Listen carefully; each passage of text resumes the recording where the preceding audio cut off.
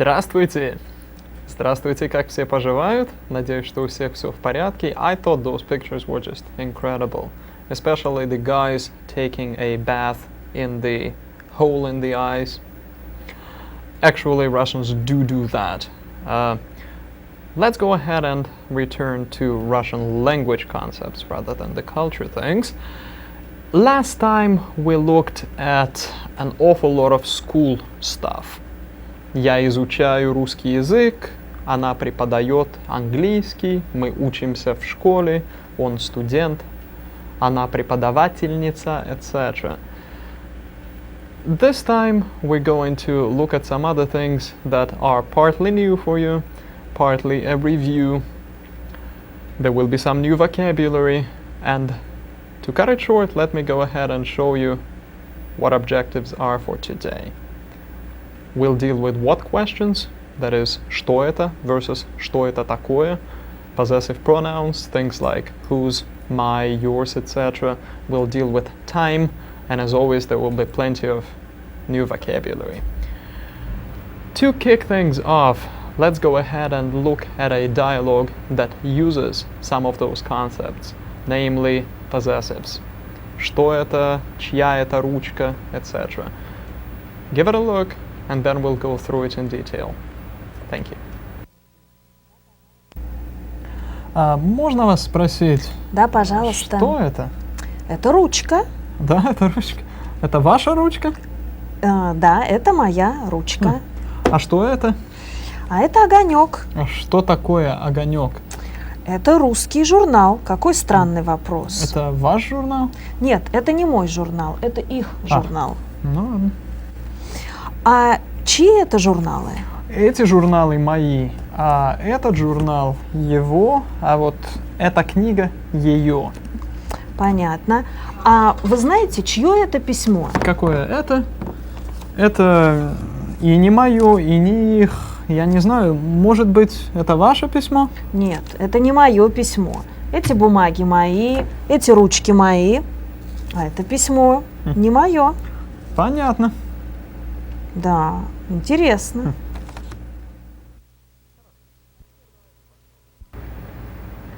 Хорошо. А теперь давайте посмотрим подробно, о чем был этот диалог. Now let's go ahead and take this dialogue apart, sentence by sentence, and see what it was about. So first of all, we've got «Можно вас спросить?» Please repeat after me when I read something from the screen like that. «Можно вас спросить?» May I ask you something? Да, пожалуйста. Yes, please. And next? Что это? What is this? Very simple question. Что это? Это ручка. That's a pen. And something new now. Это ваша ручка? Is this your pen? Ваша ручка, ручка. Feminine, ваша. Feminine. Конечно, моя. She answers. Of course, mine, meaning это моя ручка. This is my pen. Say конечно once again. Che pronounce this sh. Конечно. 3-4. Конечно. Конечно, моя. Хорошо. And the next question. А что это? And what is that? Это огонек. Огонек. А что такое огонек? And just what is огонек? When you are unclear on what a particular thing is, just what is this? You use the что такое versus simply что. So something like что это? What is this?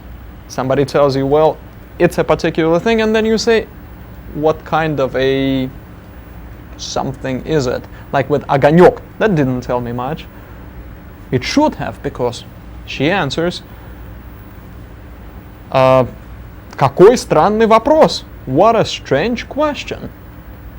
Это русский журнал. Какой, what, but now it matches the noun вопрос. So, вопрос being a noun, you've got to use the adjective form of what, and that is какой, matching the gender of вопрос, masculine. So once again, very useful phrase. What a strange question.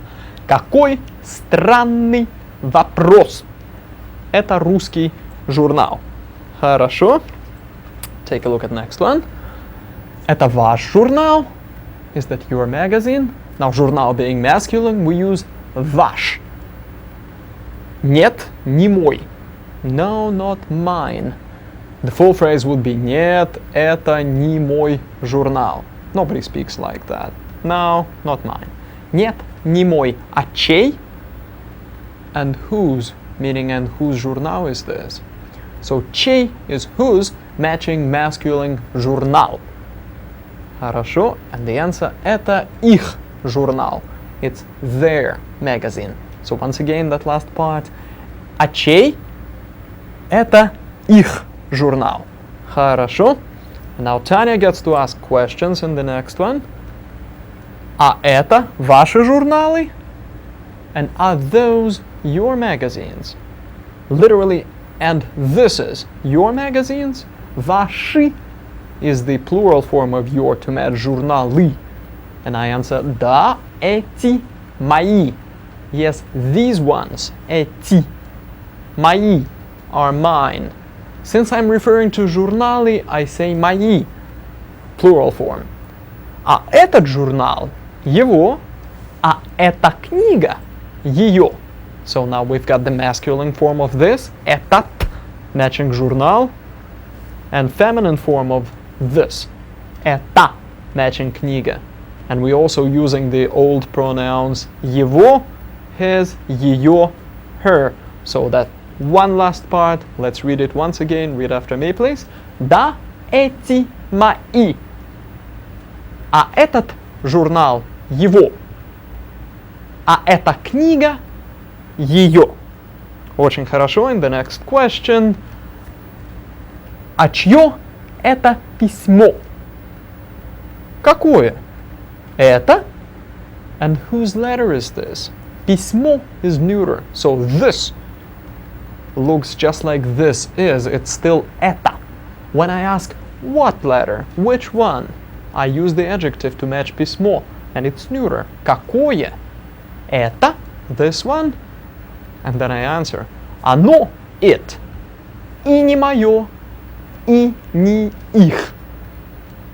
When you see that e doubled up, it means that I'm saying both one thing and another, or neither one thing nor the other. Like here we've got, it's neither mine nor theirs. So there's их again, there. Может быть, оно ваше? Maybe it is yours. You'll hear that может быть a lot. Оно, it, and ваше, neuter form of your to match письмо. Хорошо.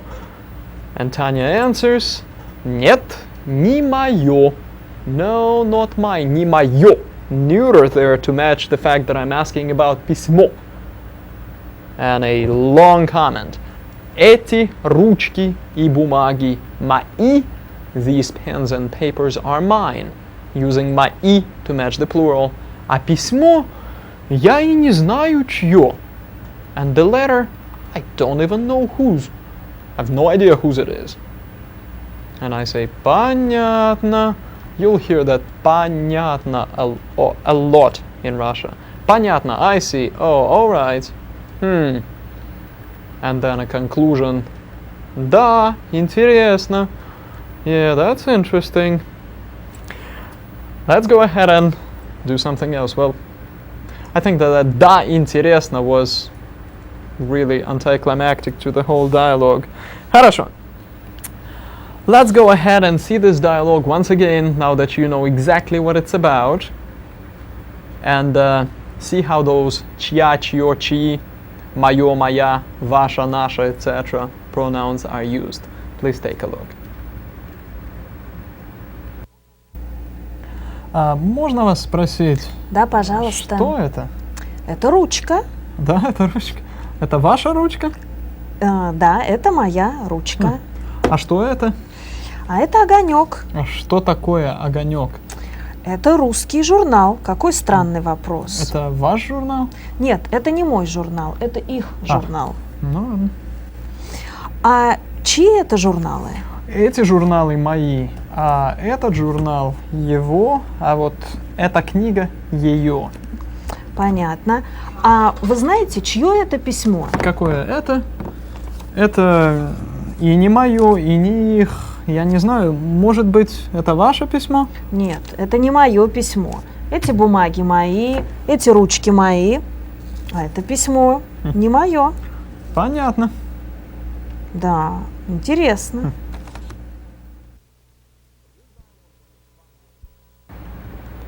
So this dialogue was a fun way to look at the grammar that we're going to work on. Now we're getting to the nitty-gritty of it. We're actually going to look at each of those forms, masculine, feminine, neuter, with all of the possessive pronouns. And we're going to use a bunch of nouns with them too. Some of them will be new to you, some are not. So, bear with me, let's go ahead and take a look at the whole bunch in the masculine form. First, let's read just the pronouns, the descriptions. Чей, whose, чей, мой, my, masculine, right? Твой, your, наш, our, ваш, your, plural or formal. Его, his, ее, her, их, their. Now let's go ahead and put them together with those masculine nouns. I'll give you a translation once, then we'll go through the whole thing once again quickly. Чей журнал? Whose magazine? Мой дом, my house. Твой друг, your friend. Наш папа, our dad. Ваш дедушка, your grandfather. Его учитель, his teacher. Ее муж, her husband. Их день, their day. So, once again, let's go through the whole thing quickly, just Russian. Repeat after me, please. Чей журнал? Мой дом. Твой друг. Наш папа. Ваш дедушка. Его учитель. Ее муж. Их день. Let's go to the next one. Now we've got the feminine forms. Please note that the only things that are different are the first 5 at the top. Чья, whose, моя, my, твоя, your, наша, our, and ваша, your. Его, his, ее, her, and их, their are exactly the same forms. They do not ever change from gender to gender of the nouns.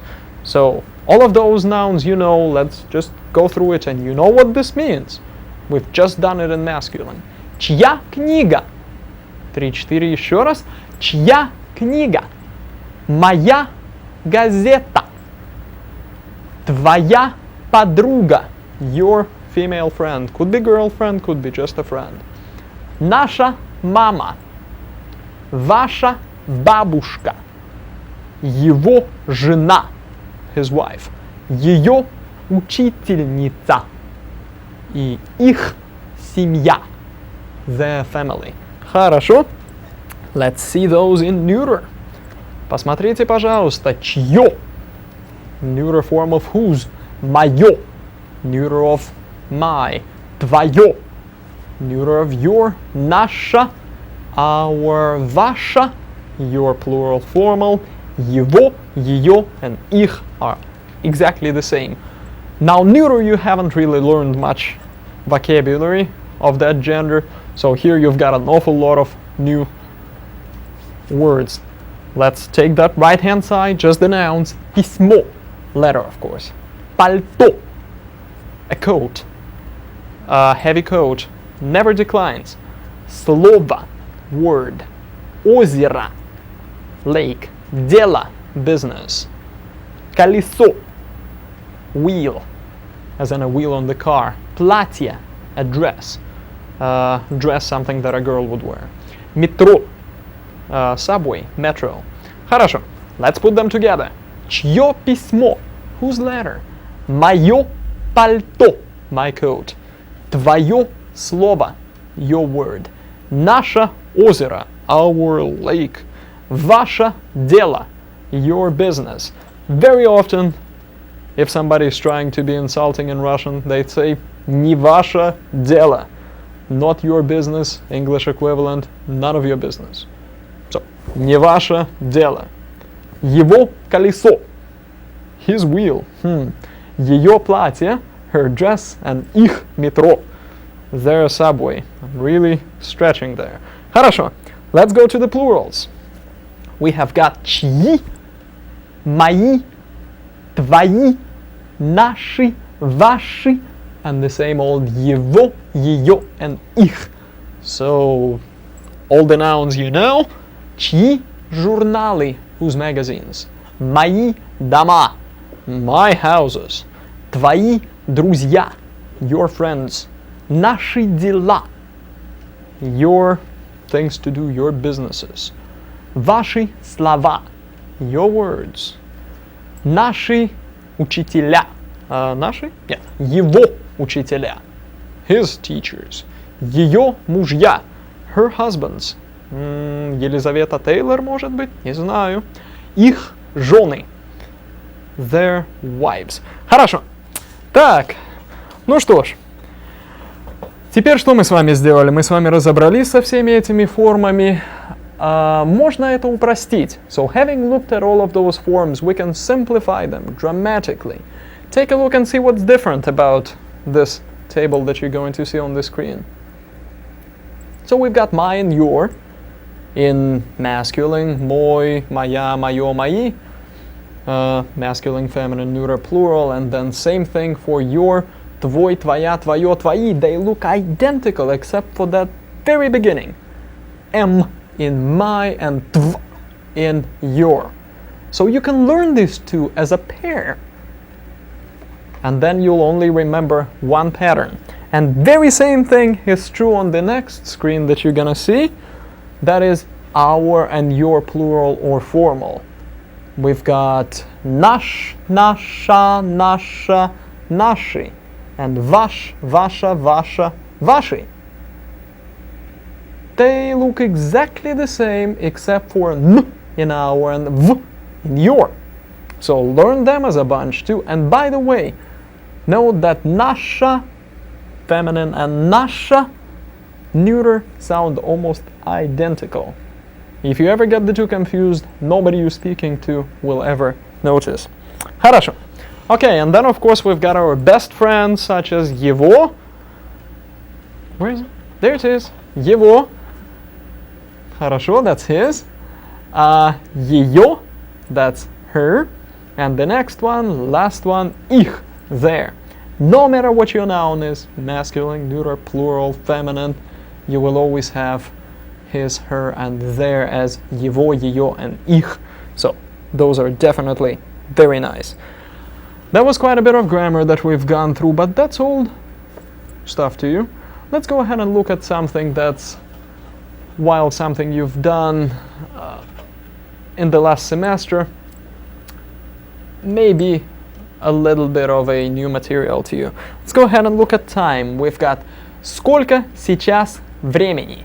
This phrase, сколько времени, how much time. When you want to ask what time is it, you literally say how much time. Сколько времени. Or сейчас, now. So what time is it now? Сколько сейчас времени. Хорошо. And the answer could be something like сейчас 2 часа. Now 2 hours. Literally, what it means is it is 2 o'clock. Literally, now 2 o'clock. Сейчас 2 часа. Never say это. Never say it is. Literally, now is what we need. Хорошо? So, сейчас 2 часа. Let's go ahead and see how those things are counted. If you want to say 1 o'clock, you simply say 1 час. Or simply час.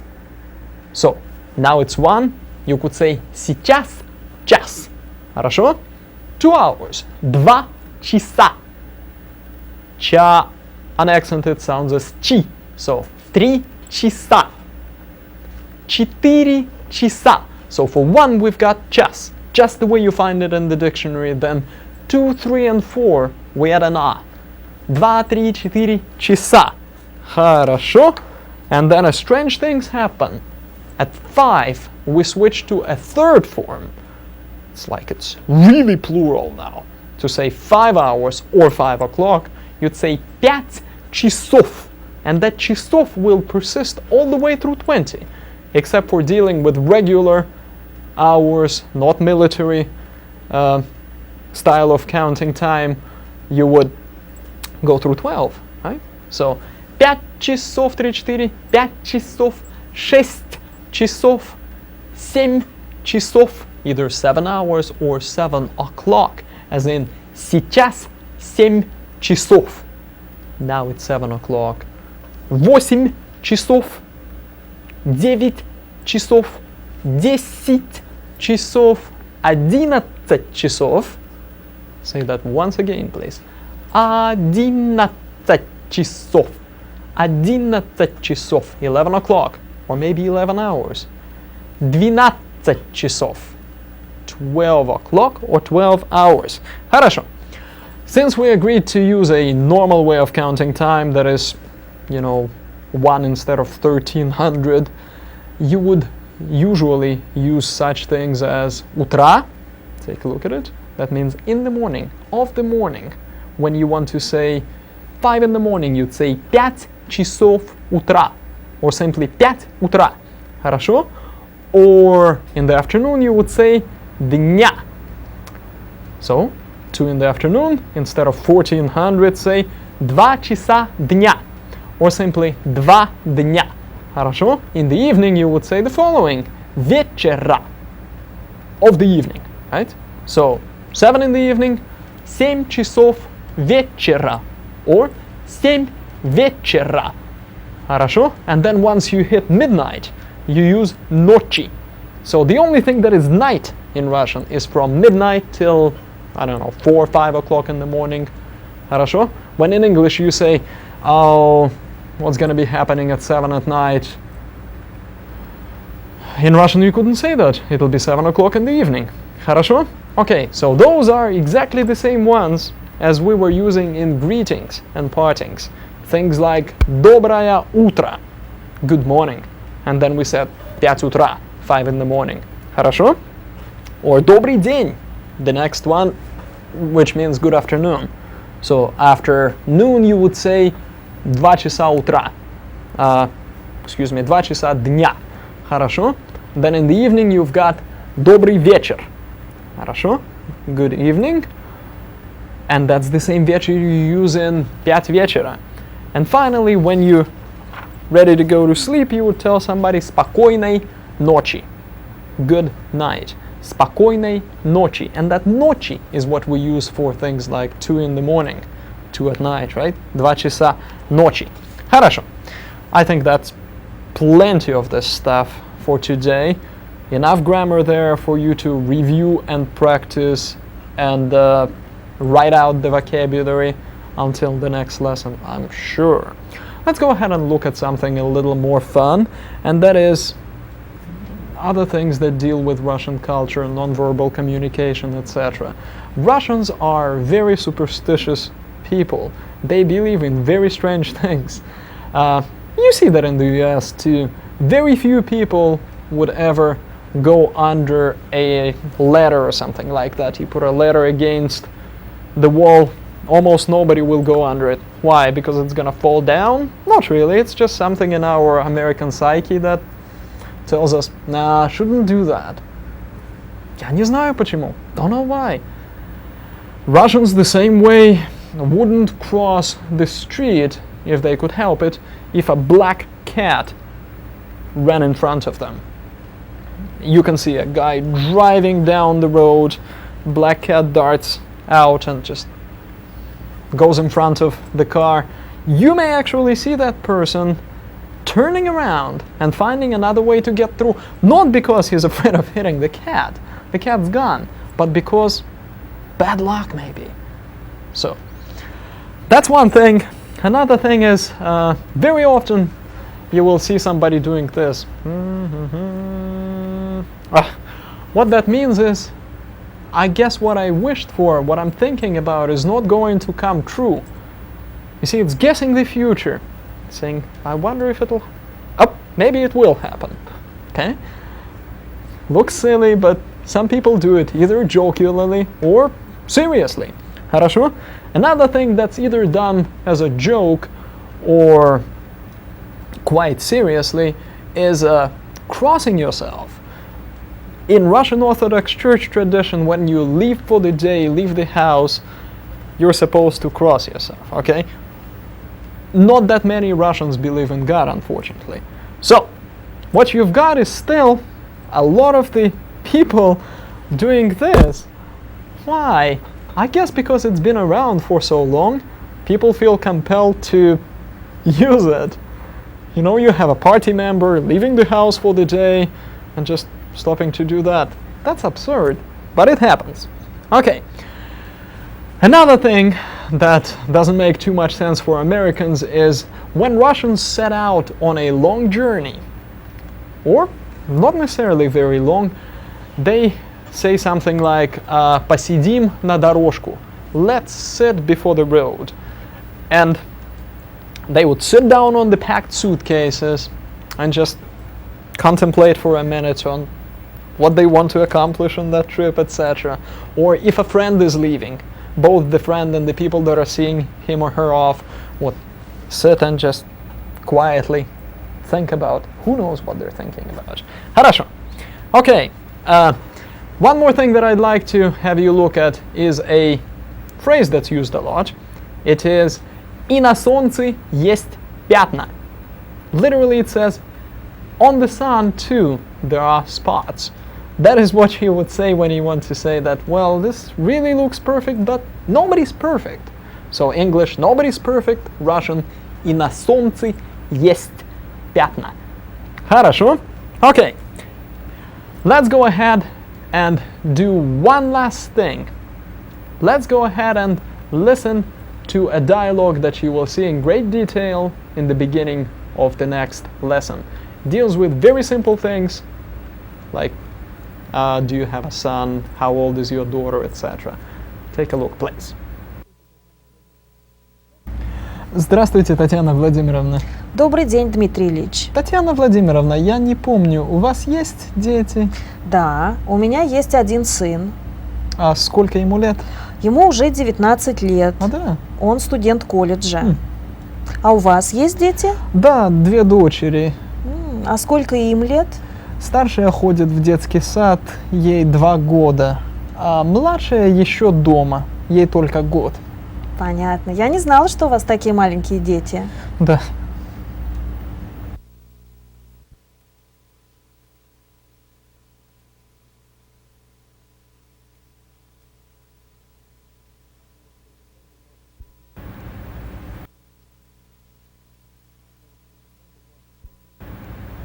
That was pretty simple, wasn't it?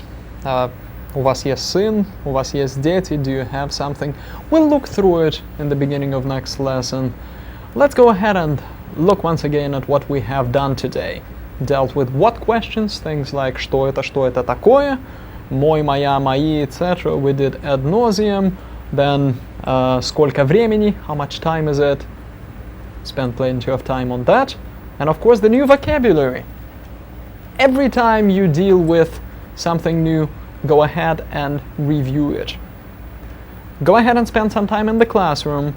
Like you had this dialogue just now with чье, чья, чьи, etc. Мой, моя.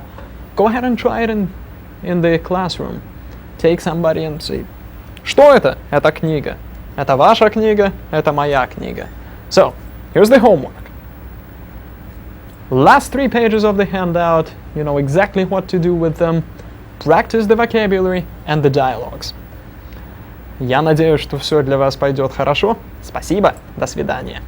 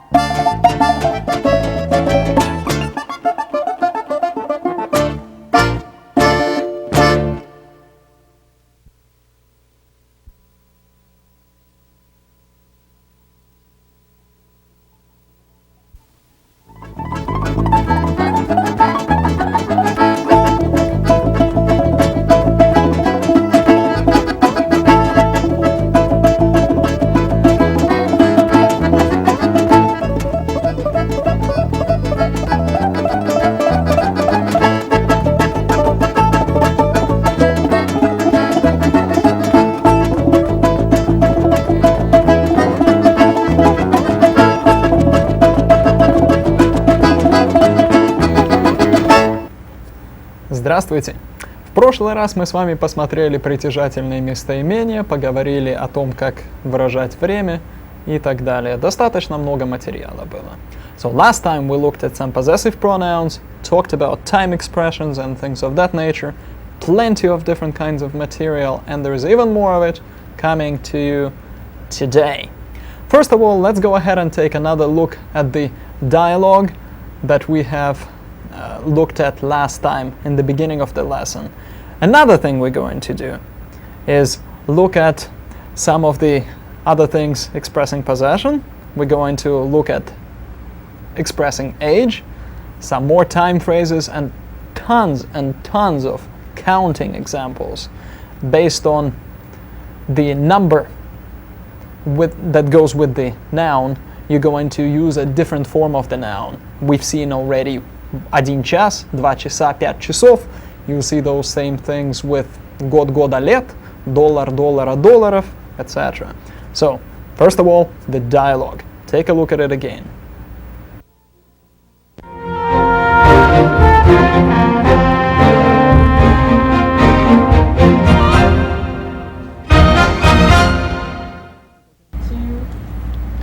Здравствуйте, Татьяна Владимировна. Добрый день, Дмитрий Ильич. Татьяна Владимировна, я не помню, у вас есть дети? Да, у меня есть один сын. А сколько ему лет?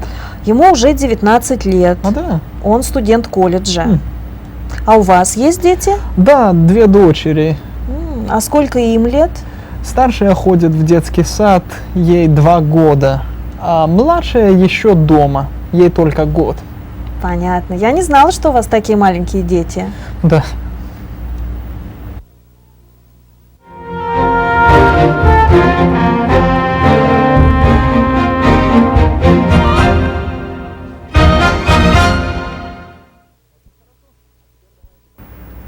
Очень хорошо. А теперь давайте посмотрим этот диалог предложение за предложением. Now let's go ahead and take a look at it sentence by sentence. Take a look at the first bunch. Здравствуйте, Татьяна Владимировна. Hello, Tatiana, daughter of Vladimir. That is actually the way you would address somebody formally. It's like using a first and middle name. Maybe something like esteemed Tatiana. And she says, Добрый день, Дмитрий Ильич. Same idea, first and so-called patronymic name. I'll talk about it later, on how those are formed. Actually, I'll remind you of it. You already know it. Okay, so the next is Татьяна Владимировна. Take a look at the next bunch. Я не помню, у вас есть дети? Татьяна Владимировна, I don't remember. Do you have kids? Я не помню. I don't remember. Don't use that as an excuse for anything. Я не помню. Don't remember. У вас есть дети? Do you have children? У вас есть, do you have? Now you can put anything you want there. У вас есть дом? Do you have a house? У вас есть whatever. And then she answers. Да, у меня есть сын. Yes, I have a son. When you want to say you've got something, use that у меня есть. I have, and then whatever it is. Очень хорошо. Next question. А сколько ему лет? Literally, and how many to him years? That means, and how old is he? She answers, ему 19 лет. He's 19 years old. You've got to say лет, or год, года. We'll look at it later. Он учится в колледже. He studies at a college. А у вас есть дети? Or а у вас дети есть? And do you have kids? She asks. And I answer the following. Посмотрите, пожалуйста. Есть. Есть. That literally means exist. So, an equivalent of English, I do. 2 дочери. 2 daughters. And she asks, а сколько им лет? And how many to them years? That's how you'd ask, how old are they? Им is the only part we change. So, let's look at this phrase once again. А сколько им лет? Хорошо. And the answer is kind of backwards. Старшая дочь ходит в детский сад. Ей 2 года. The older daughter goes to the детский сад literally means children's garden. That's daycare, preschool. Хорошо? Not kindergarten, as the first grade in school, you know. Ей 2 года. To her, 2 years. That means she's 2 years old. Very bizarre structure. We'll look at it in better detail a little later. In the meantime, let's continue on to the last thing I had to say about it. А младшая еще дома. And the younger, meaning младшая дочь, younger daughter, еще дома, still at home. Ей только год. She is only, I said год, a year, meaning 1 год. She's only 1 year old. Хорошо. And Tanya goes on to say, я не знала, I did not know, что ваши дети еще такие маленькие, that your children are still so little, so small. Interesting phrase, complicated structure. So first of all, when you want to say, oh, is that so? You go into this, and then past tense. Я не знал is what a guy would say. Tanya said, я не знала. That's the feminine past tense. More of it later. That your kids, что ваши дети, still еще so little, такие маленькие. Очень хорошо. Так, теперь давайте с вами посмотрим этот диалог еще раз. Let's go ahead and take a look at this dialogue once again, so that you would reinforce it in your mind on how those simple phrases are used. Пожалуйста.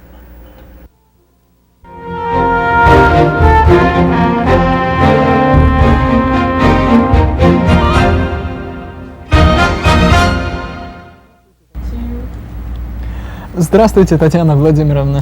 Добрый день, Дмитрий Ильич. Татьяна Владимировна, я не помню, у вас есть дети? Да, у меня есть 1 сын. А сколько ему лет? Ему уже 19 лет. Да? Он студент колледжа. А у вас есть дети? Да, 2 дочери. А сколько им лет?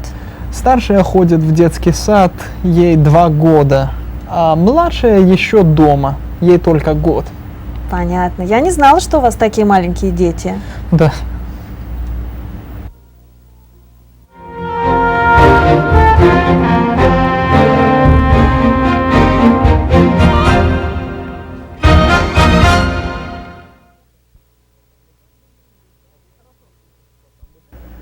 Очень хорошо. So from the very beginning, this dialogue uses the first and patronymic name as a way of addressing somebody. That is how you address somebody if you're being pretty formal. That's the most polite way. I suspect that you remember that from your last semester. Do you by any chance recall Anna Petrovna and her husband, Ivan Ivanovich? That came about as a Ivan, son of Ivan. So Ivan Ivanovich. And just the same way Anna, daughter of Pyotr, became Petrovna. The same way we had Vladimir in Tatiana's patronymic name becoming Vladimirovna. Take a look and see how that works. We've got Vladimir. Go ahead and cut it off right there and add Avna. That will mean daughter of Vladimir. And then if it's a guy that you're talking to, like some Ivan, son of Vladimir, you'll have Ivan Vladimirovich. That Avich means son of. Pretty simple stuff. Unfortunately, in some cases it gets a little bit uglier. For example, if somebody's father's name is Alexei, ending in that ikratkaya, or maybe ending in mягкий знак, you will have to actually cut that ikratkaya off, and you will end up with the following. You'll have Alexeyevna, got rid of ikratkaya, and have Yevna now. Alexeyevna, daughter of Alexei, and then Alexeyevich, son of Alexei. So, Ivan Alexeyevich, or Anna Alexeyevna. Хорошо? Sometimes it gets even more bizarre. If the father's name is Ilya, which is not particularly common, but happens with me, for example, you will have the daughter's patronymic name as Ильинична. So, Natalia Ильинична. Natalia, daughter of Ilya, or the guy Vladimir Ilyich. Vladimir, son of Ilya, or in my case, Dmitry Ilyich. Очень хорошо. Так, let's go ahead and take a look at something else now. If you were to say that your name is, for example, Joseph or something like that, and your dad's name is John, so if you wanted to do it Russian style, you'd say that you're Joseph Johnovich or Mary Johnovna. Хорошо. You will need that later. I am going to ask you to write a paragraph where you mention your full name. Okay? Хорошо. Так, one more thing. We talked about family here. We will use a lot of family vocabulary. Here's the first batch we're gonna look at. Бабушка, grandmother. Дедушка, grandfather. Родители, parents. Мать, mother, same as mama, but more formal. Отец, father, same as papa. Хорошо. Муж, husband. Жена, wife. Let's look at them once again and please read after me. Бабушка. Stress the ba, first syllable. Бабушка. I don't want to hear any babushkas ever in my life again. Бабушка. Дедушка. Once again. Дедушка. Родители. Родители. Мать. Отец. Муж. Же at the end becomes sh, so муж. Жена. Очень хорошо. Now let's take a look at some more, please. Ребенок is a child. The plural is very irregular. Like in English, you don't end up with childs, but children. In Russian, it's going from ребенок, 3-4, to дети, children. Дети, kids. Хорошо? Okay? You could have сын, a son, or дочь, daughter. Брат, brother. Сестра, sister. And then you could have a older son, younger daughter, older brother, etc. And those are right there in masculine. Старший, masculine for older. Младший, masculine for younger. Очень хорошо. Once again. Ребенок. Дети. Сын. Дочь. Брат. Сестра. Старший. Младший. Очень хорошо. Now let's go ahead and take a look at it in more context. For example, you could have an older brother, and that would be старший брат. Masculine брат requires старший. Старший брат. Хорошо? Or you could have a старшая сестра. Старшая сестра. Сестра feminine, so старшая. A я ending. Очень хорошо. Younger brother would be младший брат. Хорошо? Younger sister. Младшая сестра. Take a look at that one for me, please. Младшая сестра. Очень хорошо. Alright. Another thing that we dealt with was possession. When you've got something, you will say у меня есть. У меня есть. Literally, what you're saying is by me there is. By me exists. That's how you say I have. Don't try to break it down to у меня means I and есть means have. No, literally it means by me exists. Sounds ridiculous, but that's how it is. Alright, the only thing you're going to change when you want to say somebody else has it is the меня part. Okay. Alright, if you want to say I have and then put a particular noun there, it's very simple. Just put it there. Like I have new magazines. The one that you see there is у меня есть новые журналы. Очень хорошо. When you want to ask somebody, as I said, the only thing you need to replace is the меня part. So then when you ask the question, this is what you're gonna have. У вас есть and the noun. For example, часы. Do you have a watch? У вас есть часы. Хорошо? Exactly the same structure will be used for simply stating something. If you want to say, oh, you have a watch. we'd say у вас есть часы. So the way we go from a question, rising intonation, to a statement is just that. У меня есть часы. У вас есть часы? У вас есть часы. Just the intonation. Очень хорошо. Так, that's what we use to ask a question either formally, у вас есть one person, or plural. If we want to make a casual question, you would say у тебя. So, у тебя есть часы? Or у тебя есть деньги? Do you have money? Хорошо? The у тебя part is different. Хорошо?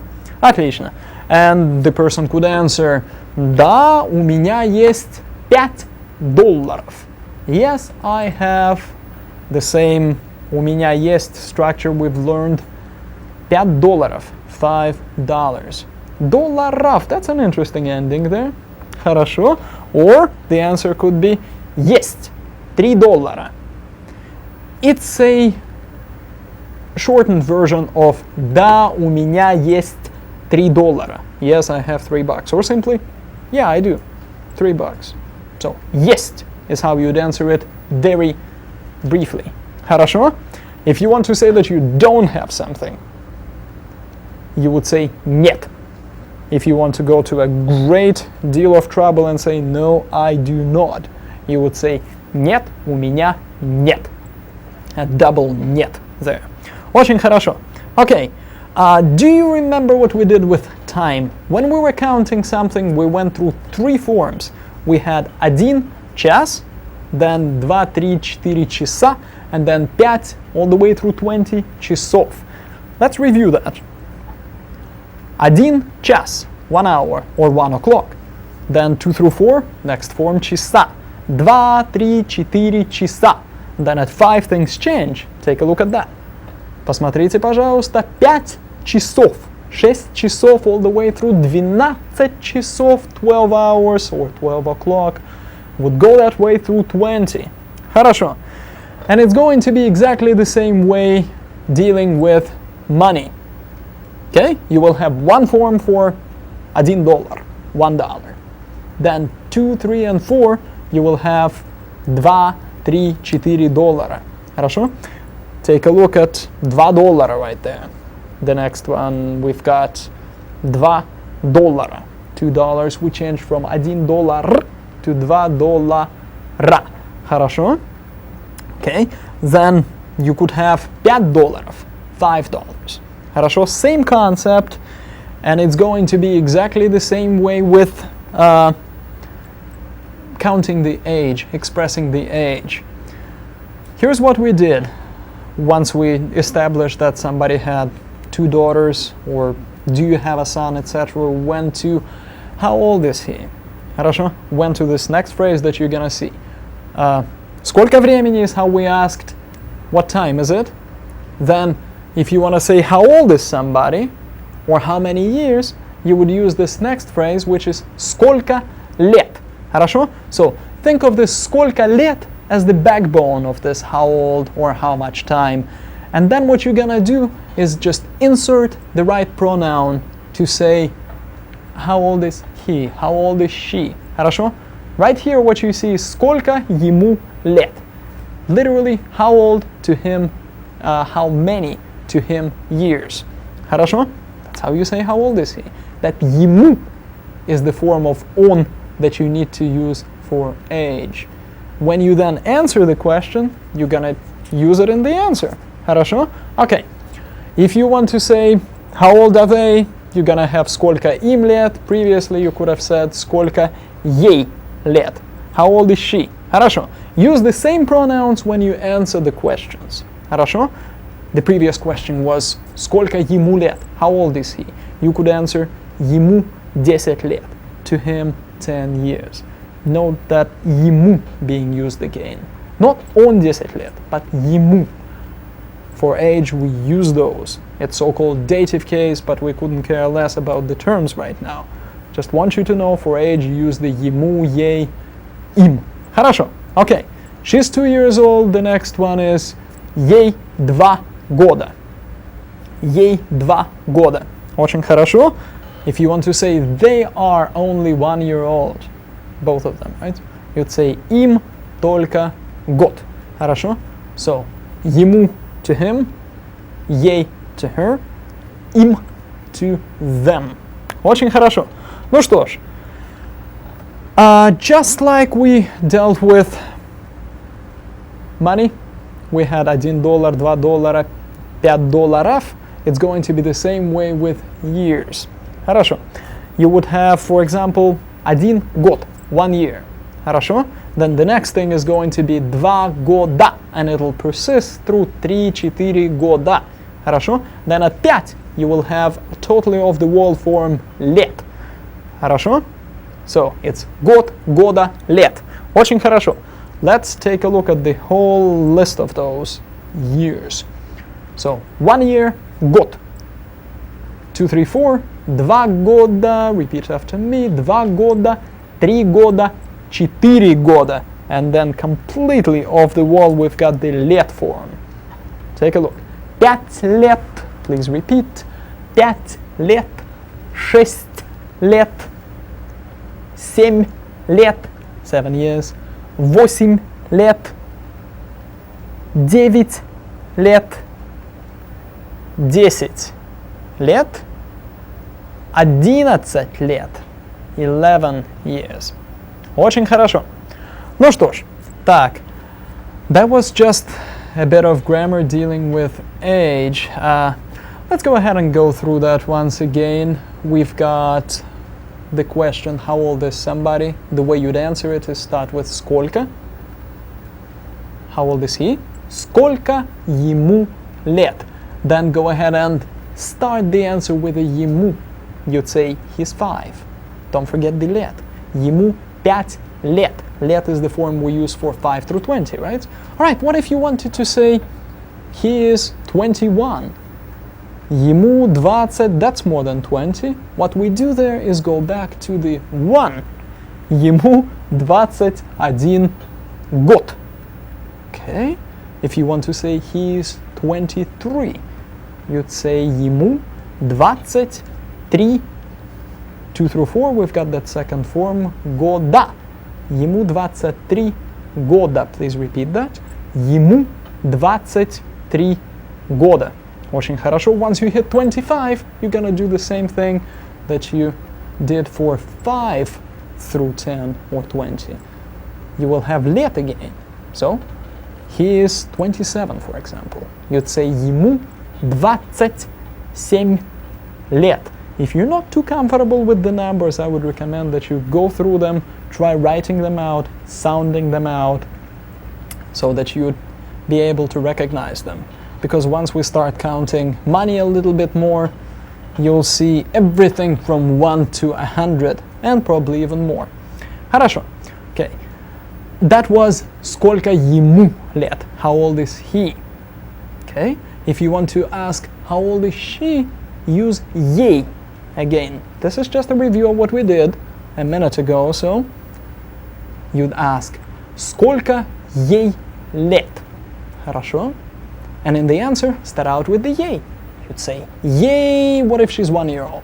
You'd say ей год. Хорошо? If she's 3, ей 3 года. Хорошо? If she's 11, ей 11, for 5 through 20 we've got that third form лет. Очень хорошо. Отлично. Ну что ж, а теперь давайте посмотрим кое-что другое. Давайте мы с вами посмотрим еще о русской культуре. Let's go ahead and look at some other things about Russian culture. I'm going to go back to those superstitions again. Okay. It may seem very strange, but sometimes you will see a Russian do this. Did I just pretend to spit across my left shoulder 3 times? Yes, I did. Ridiculous. To me, it's just as ridiculous to see an American do this. What are you doing? Knocking on wood? Why? Took me a while to figure out that that meant you either want something to stay exactly the same way, or you do not want it to happen, right? I think that's the deal. At least that's the deal with that triple pretend spitting across your left shoulder in Russian culture. Okay? Somebody says, сейчас все так хорошо идет, все в порядке, я надеюсь, что так все и пойдет. Да? Everything is going so well, everything is just going great, I hope everything stays that way. And that person goes, that's like knocking on wood. Okay? Also, if somebody mentions something bad that could possibly happen, that person may do the same again. Okay? That's not for it to happen. Okay? Therefore, let's go back to that black cat crossing the road in front of you. One way you can avoid it, if you're a typical superstitious Russian, is by pretending to do that. Okay? That means it won't happen, right? You have just established it. It's like knocking on wood. Хорошо?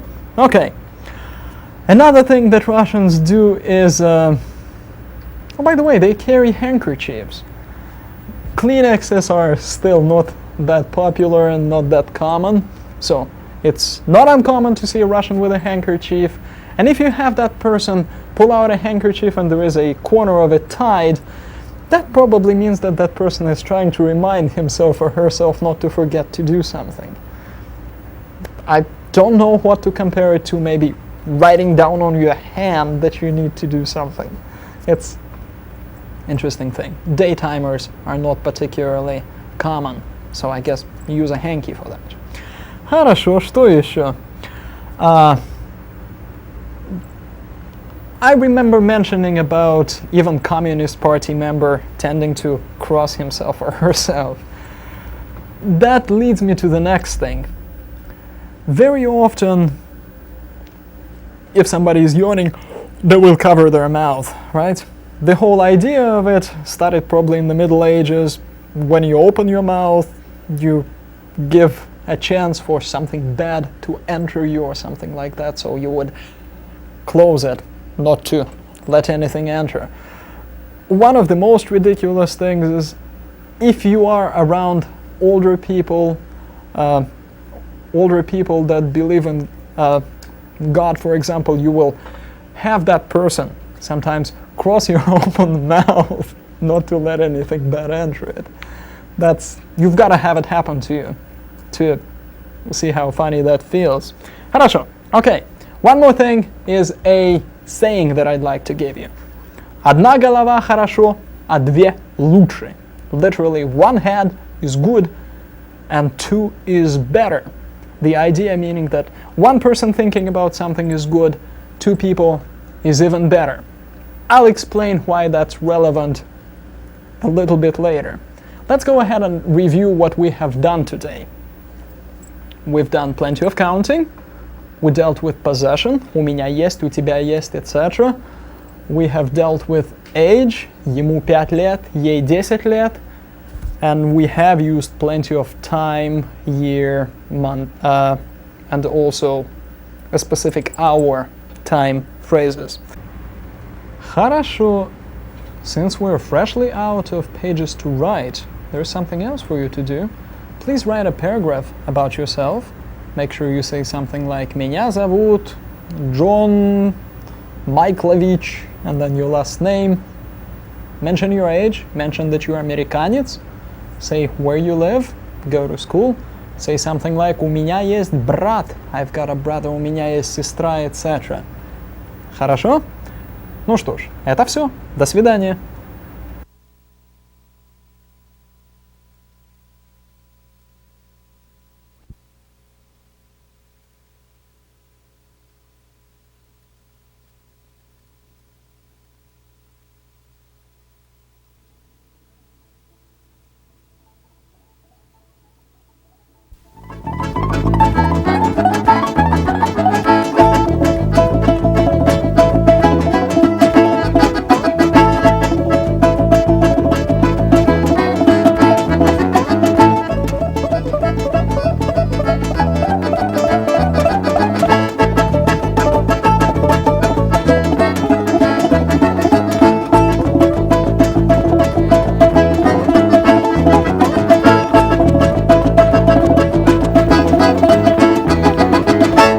Здравствуйте!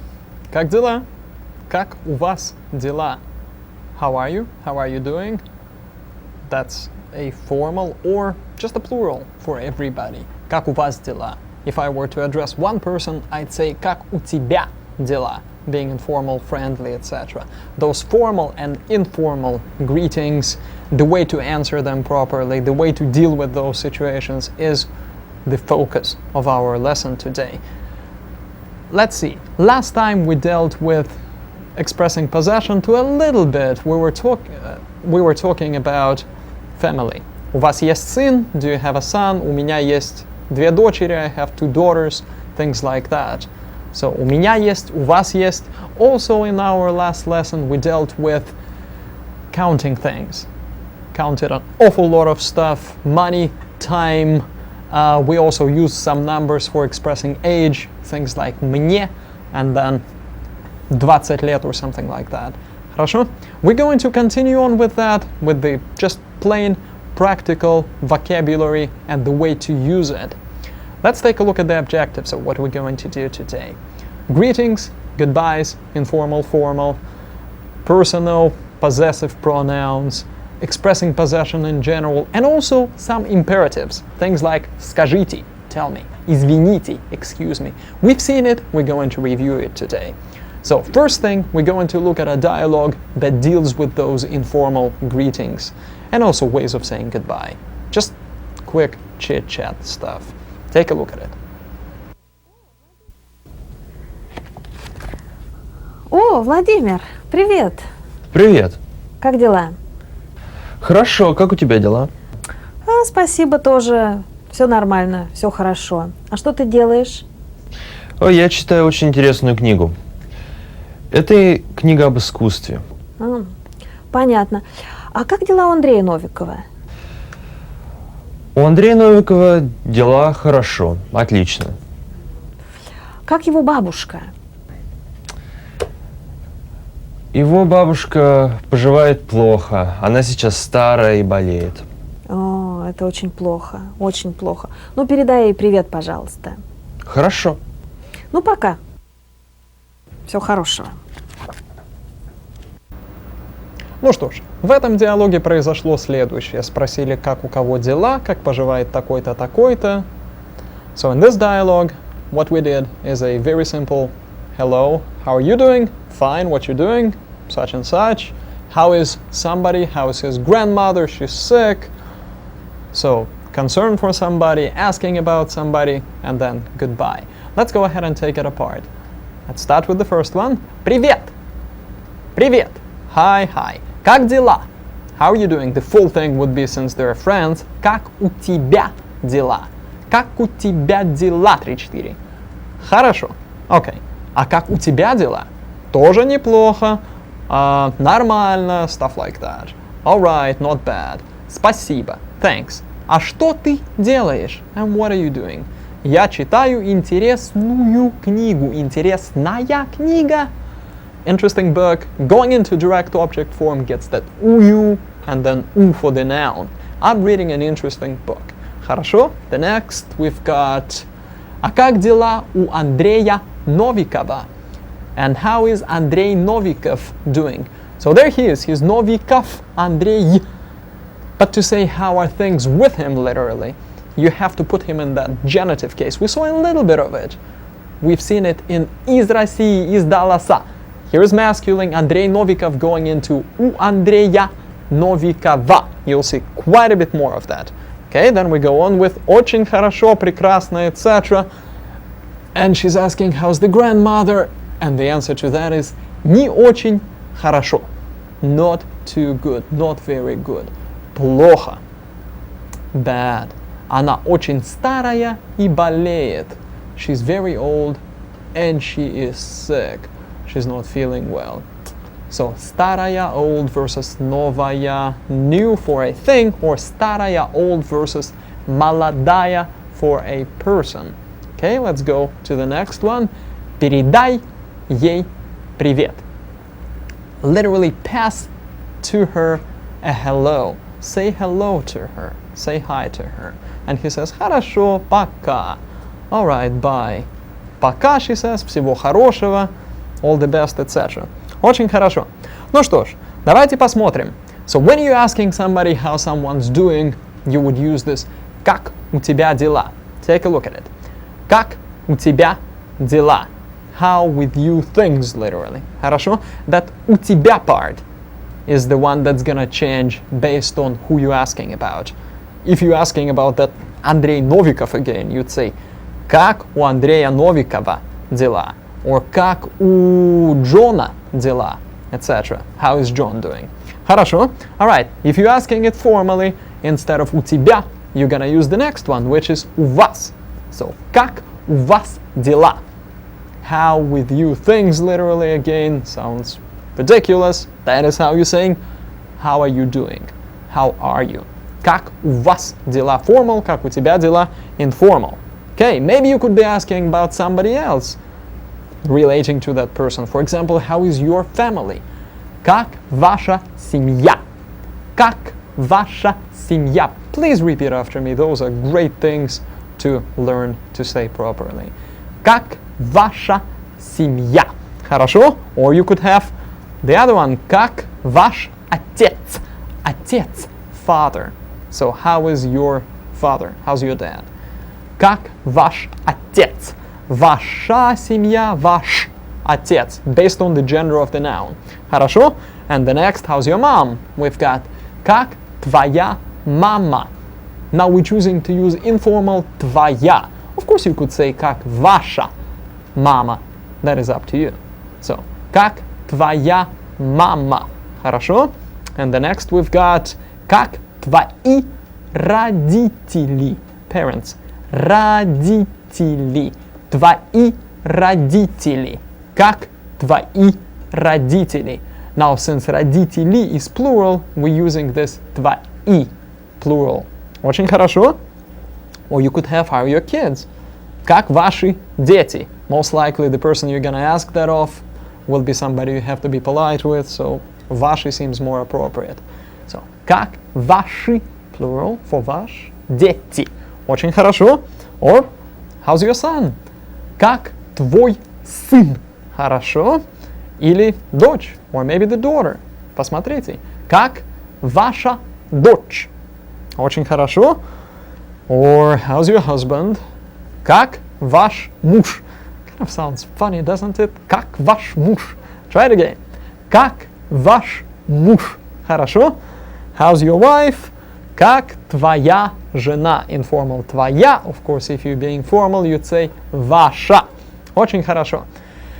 So far, we've been answering with things like хорошо, очень хорошо. Those are perfectly fine, but you've got some other options. So, first the basic хорошо, good. Somebody asks you, как у вас дела? How are you doing? You'd say хорошо, спасибо, fine, thanks. Or очень хорошо, very good, thank you. Хорошо. Or if you're not doing well, then you could have this one. You could say плохо, bad, poorly, плохо, очень плохо, very bad. Хорошо. All right. If it's not that bad, you could just say так себе. Так себе means so. All right. Так себе. Хорошо. Or a very typical Russian answer. There it is right there. Ничего. Literally, that means nothing. That kind of reflects the Russian psyche. If nothing bad is happening, things must be all right. So, ничего, not bad, okay, alright. Хорошо. Ну что ж, you could get more adventurous and you could say something like очень неплохо, спасибо. Literally, very not bad, thanks. So, неплохо, not bad, is used so much together that it now has become one word. So, очень неплохо, pretty good, literally, very not bad. So, once again, очень неплохо, спасибо. Хорошо. Or if you're being really upbeat, you could say просто отлично. Отлично means excellent. That's like an A+, doing really great. So, simply excellent, just great. Просто отлично, 3-4. Хорошо? If you're doing really poorly, you would say ужасно, horrible. Ужасно, awful. Просто ужасно, just awful. So, something like как ваш муж? How's your husband? Просто ужасно. He's doing awful. Хорошо. Alright, so we've got this entire range of starting from ужасно, really low down to the ground, horrible, up to прекрасно, отлично, great, wonderful, etc. Хорошо. Alright, one more thing we're going to deal with is imperatives. That sounds like something we haven't done, but in fact, we've been using that forever. When you say hello, when you say здравствуйте, you actually use an imperative. So, use it when you say hello. Здравствуйте. Literally, that means prosper, be well. Хорошо? So something like, how do you do it? Anyway. Okay, when you're asking somebody, tell me something, you use this one. Скажите. Tell me. Okay, by the way, that T in parentheses means that that's what you're gonna use when you're being formal. If you're being informal, you would instead just use скажи. Say, tell me. Хорошо? Okay, when you're asking for something, asking somebody to give you something, you would say дай. Like дай мне, give me, дай мне ручку. Хорошо? If you're being formal, you'd say дайте мне ручку. If you need to apologize, that's what you do. Извини. Excuse me. Sorry. Извините. More formal. Очень хорошо. And then if you truly need to apologize, you would say простите. Forgive me. Простите. Or just прости. If you're saying it to one person that you normally say ты. Informal, you too. Очень хорошо. Let's take a look at the complete list. Let's first go ahead and read them without the T, the way you'd say it informally.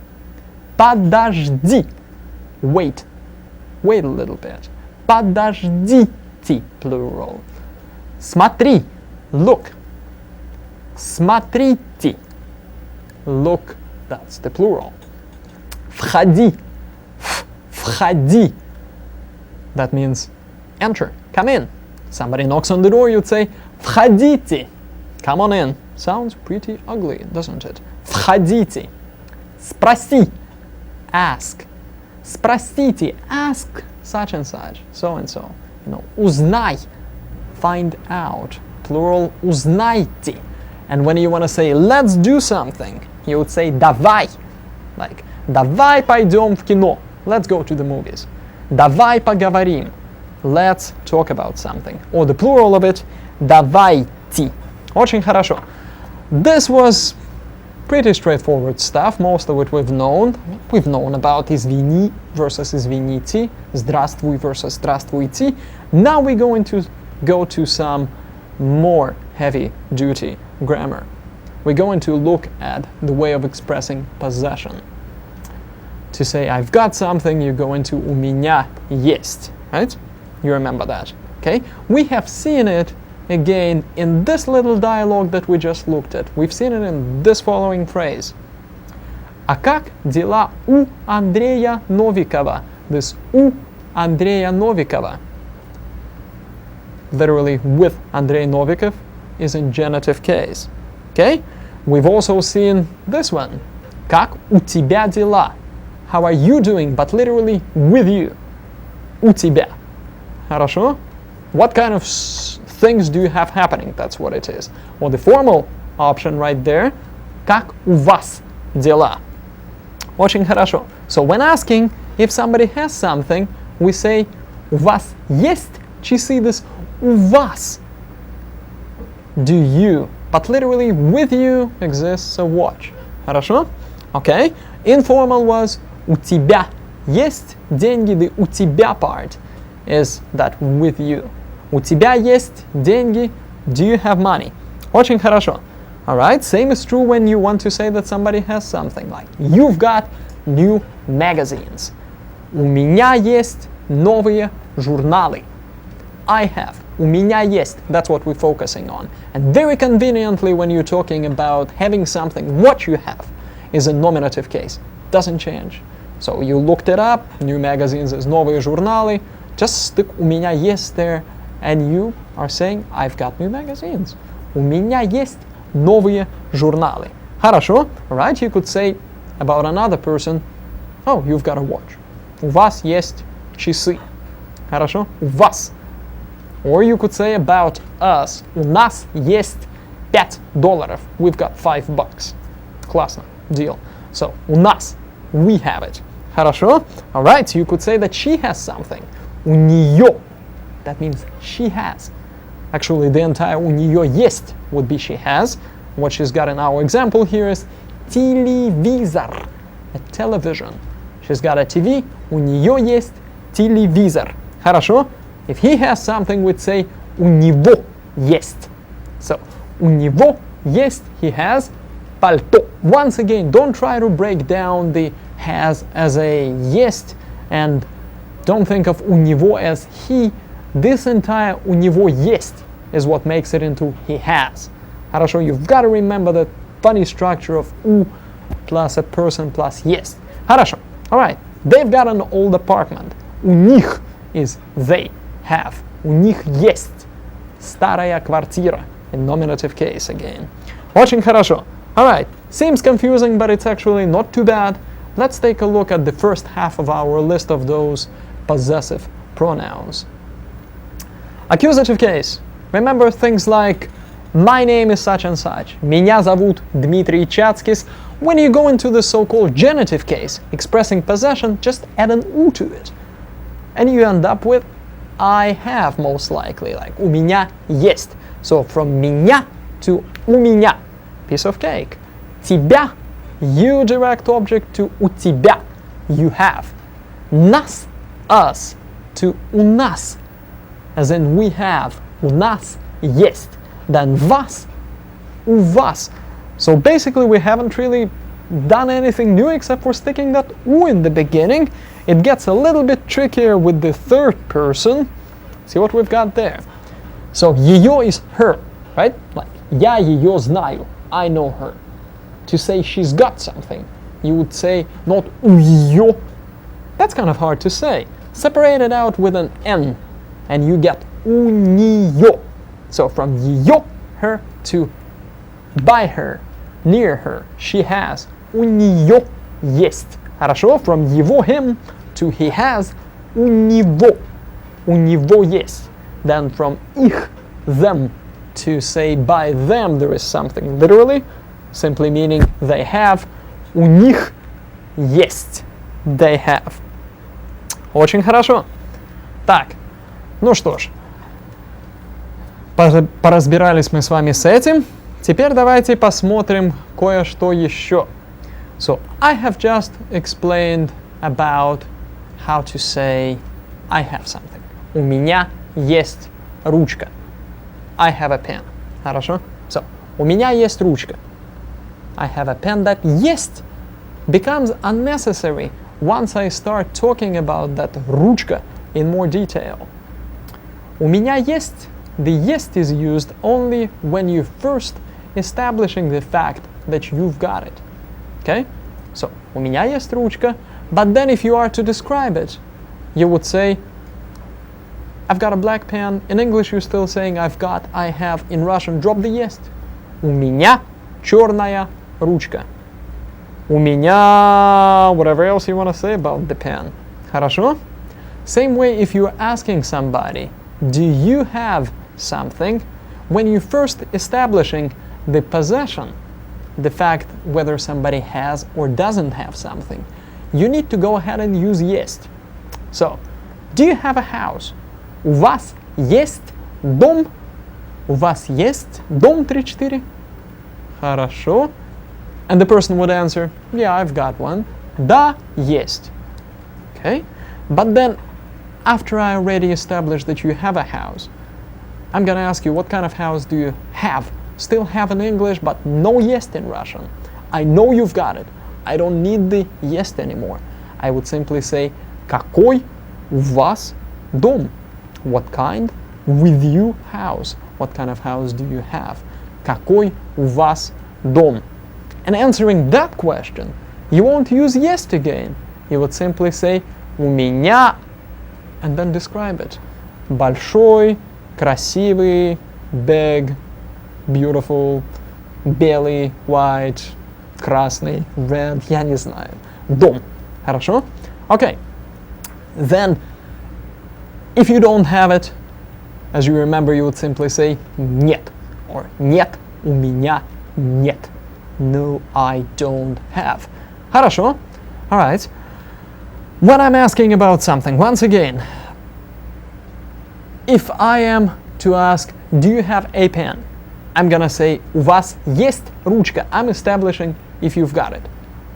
I'm kind of establishing the possession of the pen. It's your pen that I'm asking about. If, however, I'm asking about who's got my pen, I'm not gonna say есть. I will simply say, у кого, who has моя ручка, who has my pen. Есть is not necessary. It's not possession, it's my pen. I want to know where it is. It's just like saying, где моя ручка? Where is my pen? Okay? And the person that borrowed it from me is just gonna say, у меня, with me, I've got it. Won't say у меня есть, because if he used есть there, he would mean that he owns it. He borrowed it and feels like it's his now. Очень интересно. So, you will have an exercise in your homework that will ask you to first try to use the yes, try to use the right forms of those pronouns that will express the meaning of I have, you have, etc. And also is going to ask you to determine whether you need a есть or not. So, use the есть when you're first establishing the fact that you or somebody else has got something, and do not use the есть ever after.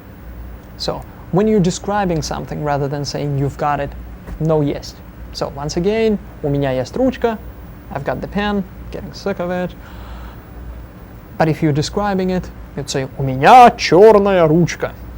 I have a black pen. Хорошо. Ну что ж. Okay, I think we've dealt with that quite enough. Let's go ahead and look at some more fun stuff.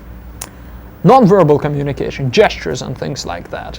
Remember how we express the approval? Shake somebody's hand, that means you're agreeing to it, right? Okay.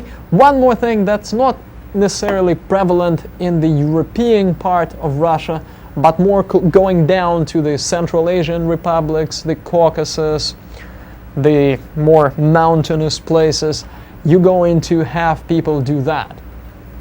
If you want to agree to something, you extend your hand and somebody just, claps it once, pats it once. Don't do this, just that. That means you're agreeing to it. Just like a handshake. Same deal. Хорошо? Okay, another way to express an approval of something was just, hey, to show your thumb, right? What you're saying, doing that is хорошо. Good. Классно. Cool. Хорошо. Классно. Здорово was another one. Хорошо? Ну что ж, when you want to express disapproval, the easiest thing to do would be to just make kind of a doubtful, a little bit of an ugly face and go, ah. So, shaking your head like that versus nodding it is how you, just like in American culture, express disapproval versus approval. Хорошо? One more thing to do if you want to say, not only do I think it's a bad idea, but you're gonna get in trouble for doing that. Namely from me. Among young people you may see that. Kind of like, I'm gonna beat you up if you do that. You'll get in trouble. So showing a fist usually shows, I don't think that's a good idea, and you're gonna get it one day. Okay? A jocular way of agreeing to something, approving something that came from the military. And Russia's being pretty heavy with military people is saluting. Somebody tells you, could you do this for me? And kidding about it, you could say, хорошо. Yes, sir, right? It's sarcastic, but used quite a bit. Хорошо? That's when you agree. When you really strongly disagree, you could do this gesture. While in some other European countries that means something that you wouldn't want to deal with, may have some nature that you don't want to bring up in everyday conversation. In Russia that simply means, well, heck no. Here's this so-called figa, a fig. So, putting your thumb between your index and what are we gonna call that finger? Here's the way of saying no, don't think so. You ain't gonna get that. Хорошо. All right. One more thing we're gonna do today is look at yet another saying. Here it is. В семье ни без урода. Literally it says, in the family, it's not without an ugly person.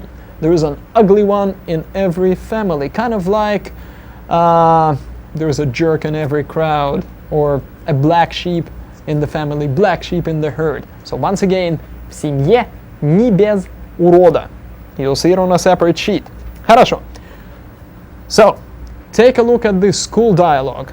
That's going to be a review of some things, and that's going to introduce some other things to you, which we will look at in great detail next lesson. Владимир, ты знаешь, что сейчас делают твои московские друзья? А кто именно тебя интересует? Ну, например, Саша Демидов. Он работает или учится? Саша Демидов сейчас находится в Германии. В Германии? Да, в Германии. Его отец работает там в компании. А Саша учится там? Да, Саша учится там в институте. Понятно. Так он уже не ученик, не школьник, а студент. Да, он на первом курсе. Понятно. А что делает Антон Бубенов? Антон Бубенов сейчас учится в институте в Москве. Ты знаешь, что он изучает? Он изучает физику, математику, биологию и химию. Очень интересно. А что делает такая очень красивая девочка в вашем классе? О, я забыла, как ее зовут? Оля Архипова? Да, Оля Архипова. Она симпатичная, но не очень красивая, не самая красивая девочка в классе. Я не знаю точно, что она сейчас делает. Ну, учится? Я думаю, она сейчас ходит в институт. А в какой? Мне кажется, она ходит в Московский государственный университет. Понятно. А что она изучает? Она изучает философию, искусство, русский и английский язык. Она очень серьезная девочка. Я думаю, она хорошая студентка. Передай ей привет. Хорошо. Хорошо. Well, that looked like an awful lot of detail about some people that we don't necessarily care much about, but that gives us an idea of how people talk about somebody else, how somebody else is doing. We'll look at it in great detail next lesson. In the meantime, let's go ahead and take a look what we did today. Greetings, goodbyes, informal, formal, possession, pronouns, all of that stuff. Plus we dealt with some of the imperatives, скажите, tell me, дайте, etc. Хорошо. For the first time, you're going to start doing exercises out of the book. Take a look at your homework. Exercises 9.1, A, B, and G, 3 of them. Pages 166, 167, and exercise 9.4 on page 169. And as always, practice the dialogue. I'm talking about the informal dialogue. Give it a try. Спасибо. До свидания.